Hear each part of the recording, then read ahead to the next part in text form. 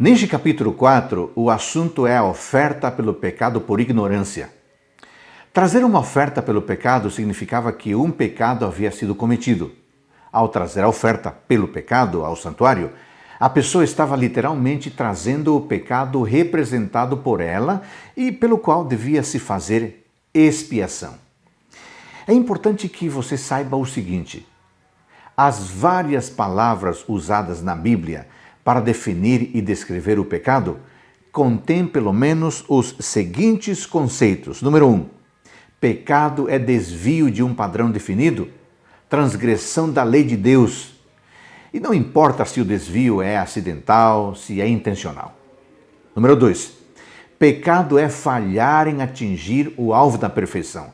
O pecado é como uma flecha que não atinge o alvo.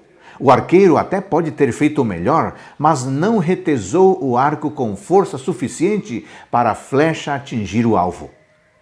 Número 3. Pecado é desobediência. Desobedecer é possível somente quando se tem conhecimento da lei e de sua transgressão. Há graus diferentes de culpa na desobediência e Deus considera isso. Número 4. Pecado é ofensa contra Deus. A pessoa pode pecar contra o próximo, mas a primeira e maior ofensa é contra Deus. Esses conceitos, amigos, mostram a gravidade e a complexidade do pecado. No caso de Levítico 4, fala-se da oferta pelo pecado sem intenção. Aquele que foi cometido involuntariamente, inadvertidamente, sem pensar.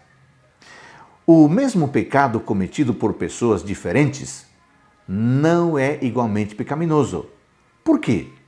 Porque a luz, o conhecimento, sempre traz responsabilidade. Um pecado idêntico, cometido por uma pessoa ignorante e por alguém altamente civilizado, deve ser considerado e julgado, em cada caso, de um ponto de vista diferente. A leitura de hoje nos faz entender que a seriedade da culpa variava com a posição de quem pecou. O pecado de um sacerdote era considerado mais grave do que o pecado de um líder ou de uma pessoa comum. Como representante do povo diante de Deus, o pecado do sacerdote imputava a culpa a todo o povo.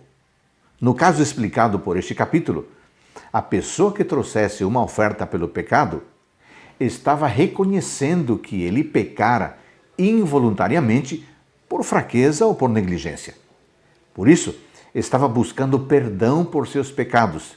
Além do mais, estava procurando limpeza cerimonial. Amigo e amiga, em Cristo, todos podemos receber perdão se reconhecermos a nossa culpa e se confessarmos o nosso pecado. Que tal fazer isso agora? Abra seu coração a Deus. Ele quer perdoar você. Bênçãos do Senhor no seu dia.